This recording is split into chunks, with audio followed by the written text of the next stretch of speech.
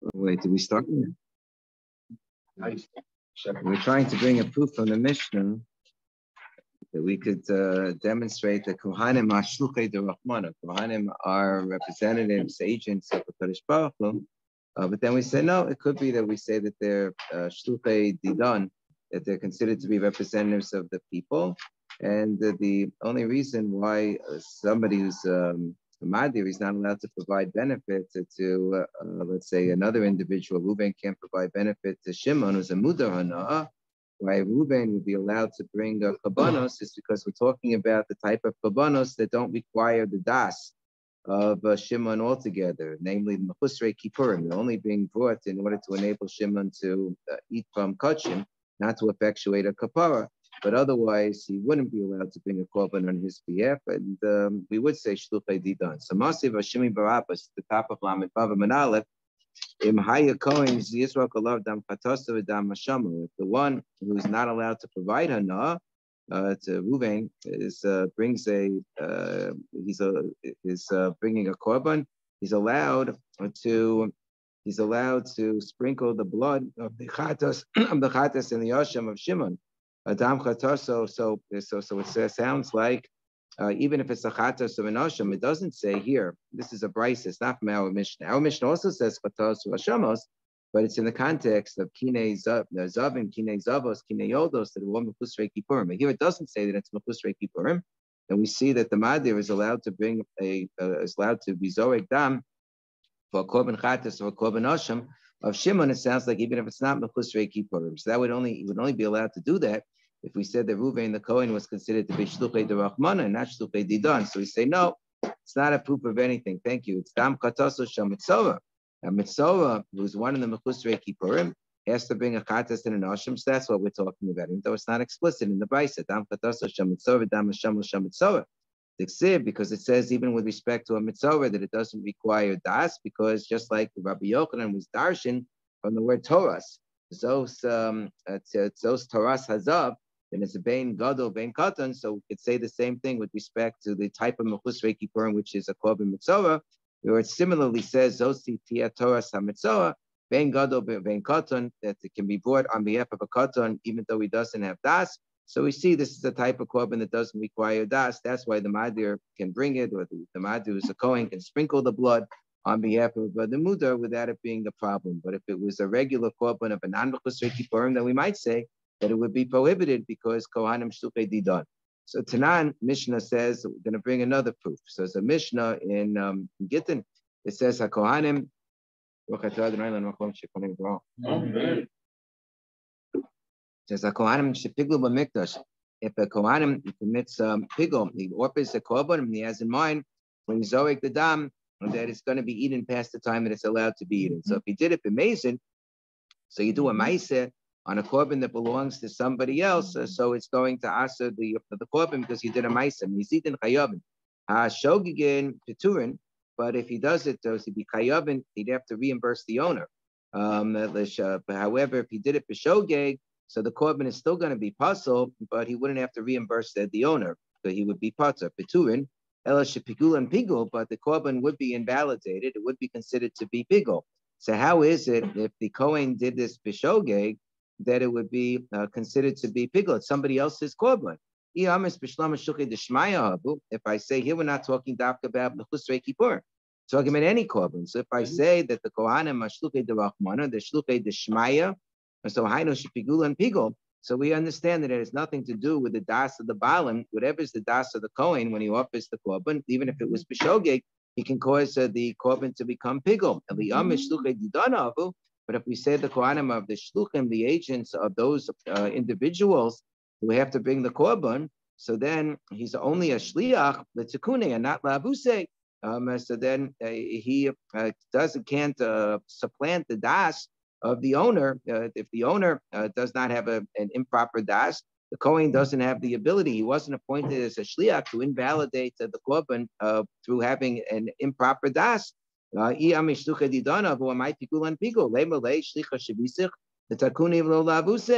owner of the korban can say, I made you a shliach only if you do things right, not if you do things improperly. And here there was no kavanah to cause the korban to become pasul, so it really shouldn't be pasul. if we say the Kohanim are Shluchei Dishmaya.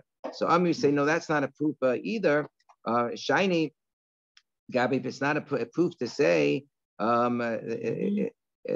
if it should only be possible if the Kohanim are Shluchei Dishmaya, not if they're Shluchei Didon. Therefore, this should be a good proof that the Kohanim are Shluchei Dishmaya. We say no. That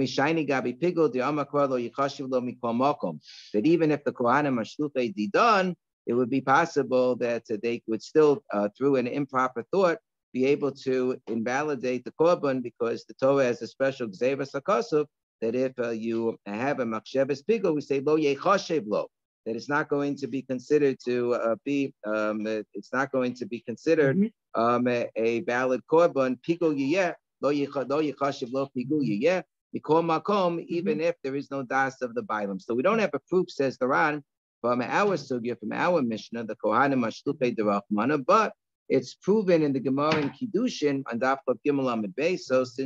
So even though we can't prove it from here, prove it from elsewhere. So the halacha still is that the Kohanim are Shluchei Derachmana. You have to be mindful who's the Kohen. Pick your Kohen. Yes, very important. Yes, you have to. It's very important to have the right Kohen. Always make sure you have the right Kohen. Yeah.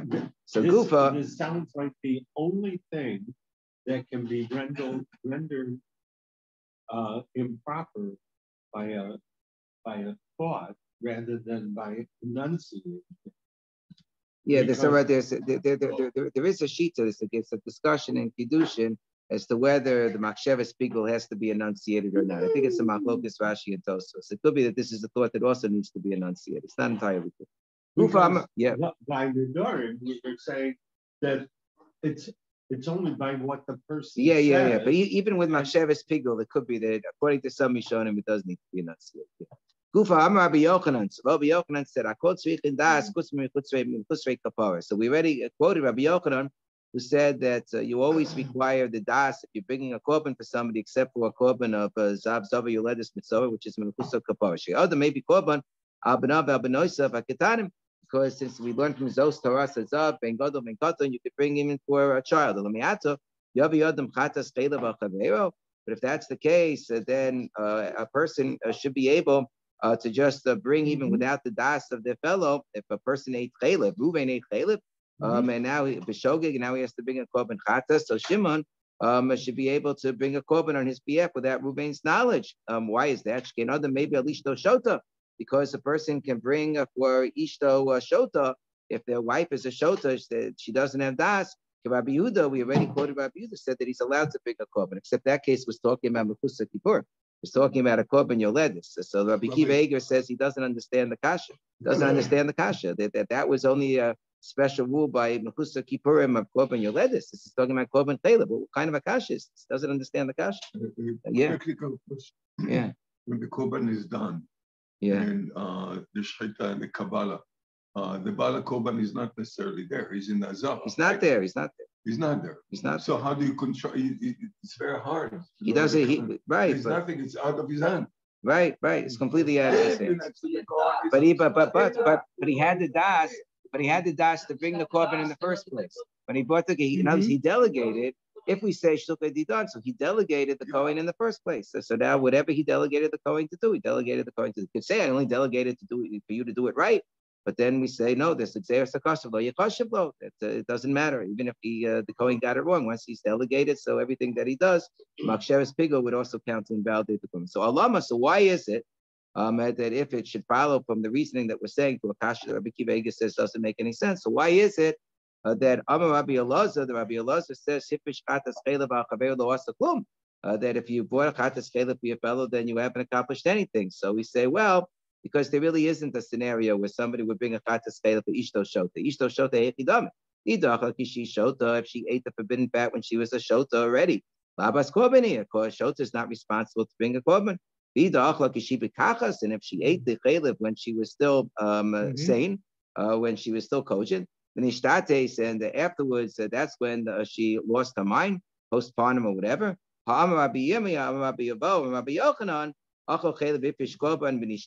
a person ate forbidden fat and set aside a korban, and then they lost their mind because of nishtapa, and then they got better, it's still not going to be a kosher korban.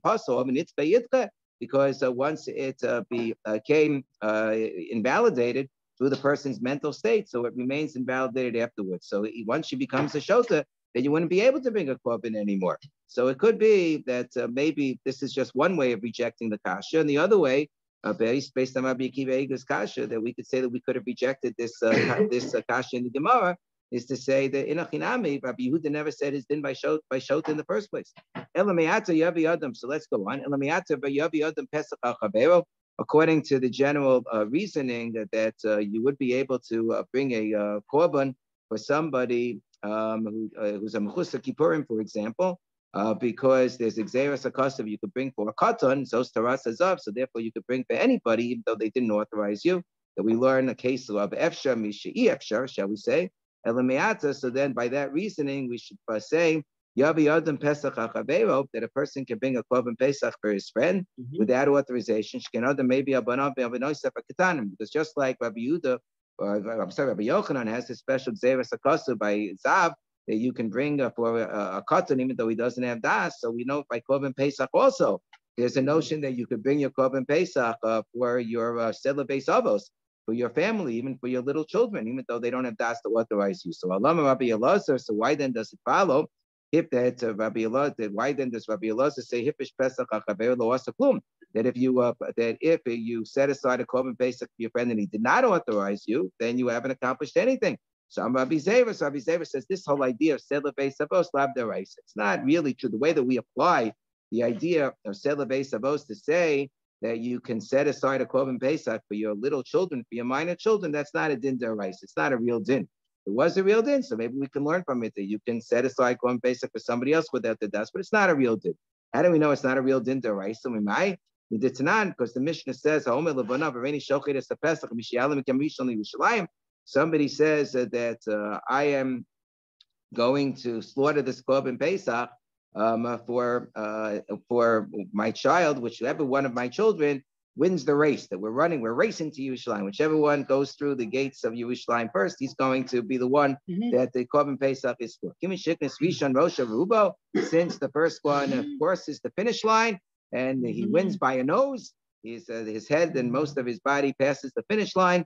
So he gets his chilek, and he's also mizakeh the other his other siblings as well. The amis is celebrates avos deraisa.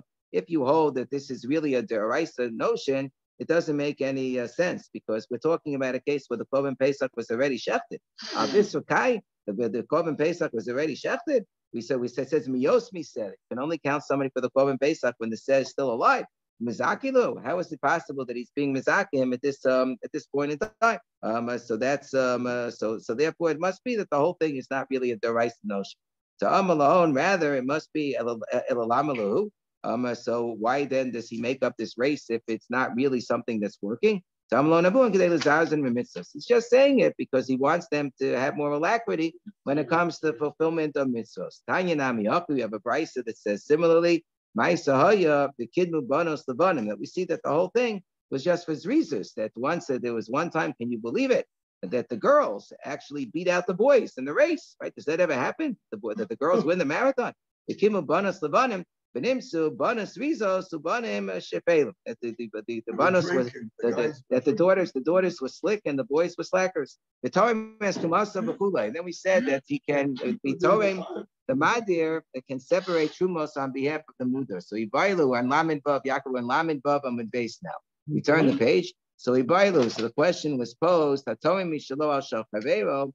If I separate truma from my crop in order to exempt Shimon's crop, do I require Shimon's das? Do I need his authorization or not? Do we say given the suchustulo because it's considered meritorious for him to have his crops fixed by having the tithes taken? So therefore I don't require his das, because we say Zachan li'adam shlo b'panav. Dilma mitzvah dilehi, or maybe we say it's his mitzvah to separate the truma altogether, right? And he would rather perform the mitzvah by himself. So Tashma, so what does it say in our mission? It says it says that he can separate, the madir can separate the trumas and the maisos of Shimon ledaito, to his knowledge. What do you mean ledaito? So V'mai Skinan, what are we talking about? Ilema, the case is Mishal Balakri Balakri, that the Madir walks into the Mudar's property and he takes some of Shimon, let's say the Madir is Reuben, and he walks into Shimon's property and he takes some of Shimon's crops as Truma in order to exempt Shimon's other crops, right? So Uladaito, and we say to his knowledge, the man. So whose knowledge? Ilem Uladaito delayed. So if it's just that Reuven knows about it, so what does that accomplish? In order to take Shimon's truma from his own crops, you would require Shimon's authorization. Man shavi shliach. Shimon didn't. It says atem ma'atem l'daitchem ashulchem l'daitchem. It's exeris hakasuv that indicates that the truma is only going to be chal if the person to whom the crops belong has appointed a different individual to be the shliach. If somebody else is going to take the truma, he has to be appointed. So man shavi shliach. If we're talking about Shimon's crops, eladaito de balakri. It must be that if Reuven is separating the truma on Shimon's property, it says l'daito, to his knowledge, it means that it's Shimon's knowledge. But if it's Shimon's knowledge and Shimon told Reuven that I want this to be done, so then he's doing him a favor, and that Amadir would not be allowed to take truma under those circumstances because he's conferring a benefit to him. What's the benefit? The benefit is that he is performing the shlichos that Shimon has authorized him to perform. Elamishalo, rather, it must be that our Mishnah's case must be that Reuven is taking the truma from his own field in order to exempt the crops on Shimon's field. Elamishalo al shel chavero al shel balakri l'daito deman. And when it says l'daito in our Mishnah, who is it talking about? Elam l'daito de balakri. Again, we have the same kasha. If it's the idea that Shimon knows about it and Shimon told Reuven, I want you to do it, so that also is fulfilling his shlichos, and that's considered to be conferring a benefit. If the Madir Reuven wouldn't be allowed to do that, it means l'daite denafshe. It means l'daite denafshe that he has the intention. Reuven, when he takes the truma from his crops, he has the intention that he's going to exempt the crops of Shimon, and we say that would be okay. The Amris, and you have to fix the wording here a little bit. Says the Bach. The Amris haTorah mishalo al shel chavero tzarech das. And if I say that if you're taking from your crops in order to exempt somebody else's crops, it requires that person's das. So then, then he would be conferring a benefit upon Shimon because he's doing it with his das, and therefore he's fulfilling his will, and that's considered to be conferring a benefit, and that would not be allowed. So the fact that our Mishnah allows it shows that when Reuven takes from the crops of his field, his own crops, in order to exempt Shimon's crops, he takes tithes from his own crops, trumos from his own crops, in order to exempt Shimon's crops, so that would be allowed. That would be doable without the das of Shimon. We see that as a general rule, it does not require the das of the other individual. And the lav ain't sarek das. So we say no, we don't have a proof that that's taking truma from your property in order to exempt somebody else's property is effective without their das. We could say that the case of our Mishnah is really the olam mishal balak via balakri. No.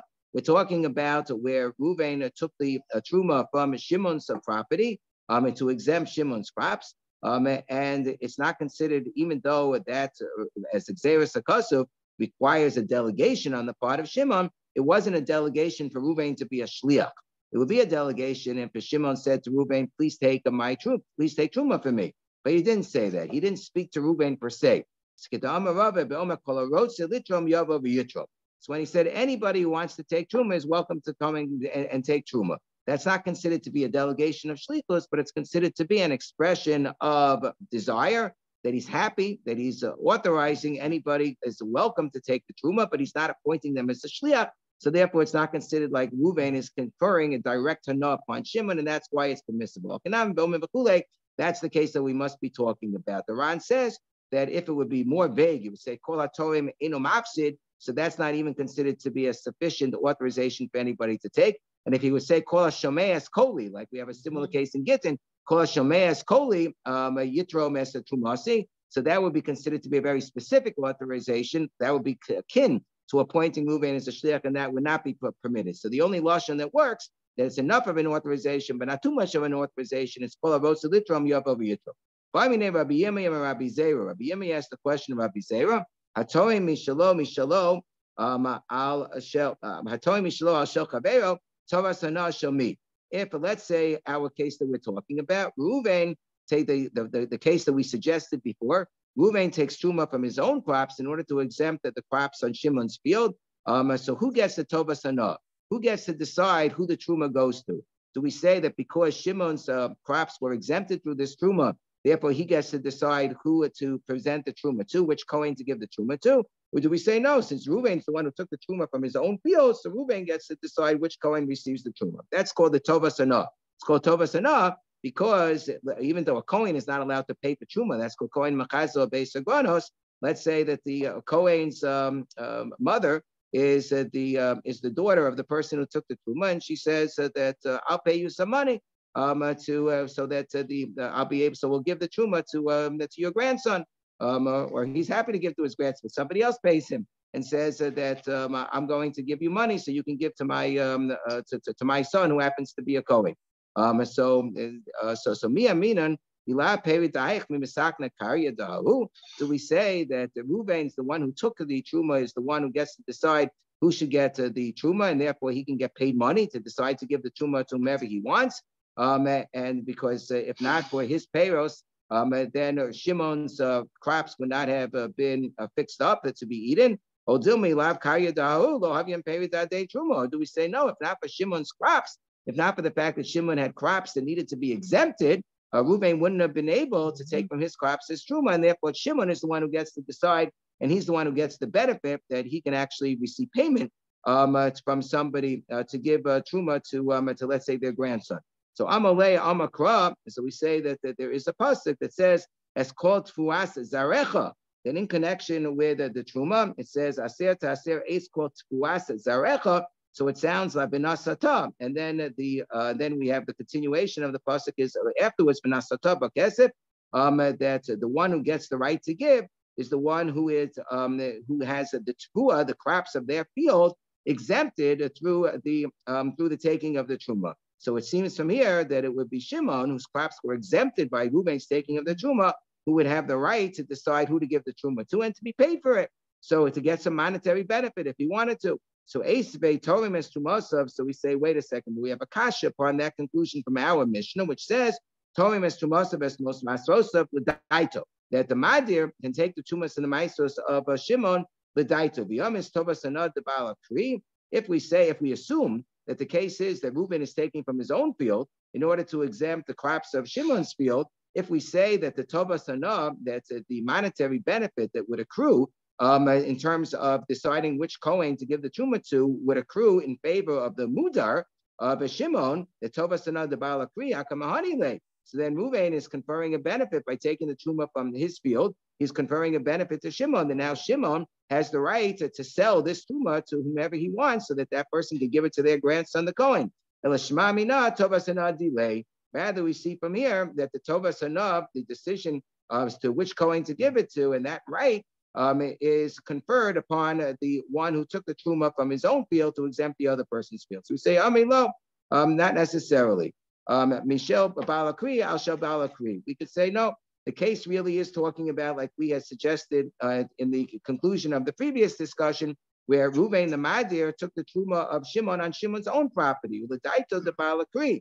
And even though the daito here must mean that it is with the authorization of Shimon, because we're talking about taking truma from his own crops, which requires authorization, but it's not the type of authorization which would be in the category of shlichus, will be considered like Reuven's conferring a benefit by performing the shlichus of Shimon, because it's that intermediate lashon beomer where Shimon had said, anybody wants to take truma is welcome to do so, but he didn't specifically appoint anybody. Tashma, Dam Rabbi Yavam, Rabbi Yochanan. The bottom line of the discussion is, to whom does the tovas hanah, the right to give to whichever Kohen they want, to whom does that belong? In a case where Reuven took truma from his own field in order to exempt the field of the crops in the field of Shimon. So we have the principle that's articulated by Rabbi Yochanan. It says three things. Number one, hamakdish mosif chomish. If somebody is makdish an animal, they sanctify an animal. Reuven consecrates an animal, so Shimon can use that animal to bring his own korban, and then the animal is redeemed afterwards. Let's say that there's a blemish that occurs to the animal and it's redeemed.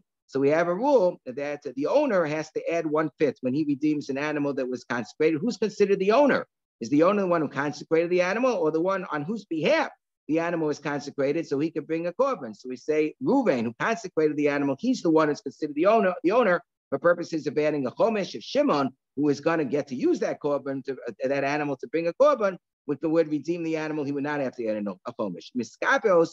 But in the same case, when it comes to Reuven and Shimon, and one of them decides to, they want to make a tzmura, they want to substitute a different animal to say, oh, this animal shall receive the kedusha of the first animal. So we say that is, it's an isser, they're not allowed to do it, but it is valid, it works. So the one for whom it works, only an owner can make a tzmura. We say the owner for these purposes is considered to be Shimon. The one who receives the kapara is the one who is able to make a tzmura, but not the one who consecrated the animal. And all of this is derived in the Sefer Tzmura from various psukim. And finally, in our case, the one, Reuven, who's the one who separates Truma from his own field in order to exempt the crops of Shimon's field, he's the one who gets the Tova Sana. He's the one who gets to decide to which a Kohen to give the Truma. So the idea is aser te aser v'nasata. The one who takes the ma'aser, the one who takes Tumas Ma'asos, he's the one who gets v'nasata. That's why you teach the pasuk. He's the one who gets to decide to which Kohen he wants to give the Truma to. Lamdenu mid medrash. So the continuation of our Mishnah said that the Madir is allowed to teach Gemara and Midrashim to the Mudar, no problem, because it's considered to be mitzvahs lav le'onos nitnu, and it wouldn't generally be taught for charge anyway. Lamdenu medrash, you could teach the Daf Yomi shir, okay? That you have a Mudar is not allowed to receive hana from the Madir, and the Madir is giving a Daf Yomi shir, the Mudar can go, no problem. Lamdenu medrash halachos v'agados. But you can't teach him Torah shebechtav. Mikra my time alone. Why not? Lamdenu mishum dekamahani. My time alone. Lamdenu mishum dekamahani lay. So we say because he's conferring a hana. Well, what do you mean? Medrash nami kamahani lay. If you teach medrash, you teach gemara, you teach midrashim. So then that also confers a no. Why is that permitted? So mashum makom shno l'skala mikvei no l'skala medrash. We're talking about a place where they pay money to teach mikra Torah shebechtav, but they don't pay money to teach midrash. You're not allowed to charge money to teach Gemara. That you're not allowed to do. But you are allowed to charge money to teach mikvah. In some places, they would have a gezerah. They would say, we're not going to charge money for teaching mikvah either, because we might come to charge money for teaching medrash. But then there were some places to follow the Ikar din. They said, no, we are allowed to charge money for teaching mikvah, and they did. So therefore, Reuven taught Shimon without charging him. He's conferring a benefit to Shimon. So my pasuk, what's the distinction between the two? Hakamash malan. That people makom shenotlin schar ala mikra. So we see from the people makom shenotlin schar, even in a place where they do accept money, the only type of teaching that you'd be allowed to accept money for would be ala mikra shari the mishkol, ala medrash lo shari the mishkol. But for teaching a midrash medrash, you're teaching Torah sheba'al peh, you have no right to accept money, and the Gemara is going to give a source for that. But I assume people want to go over some stuff. Wow. Okay. I thought.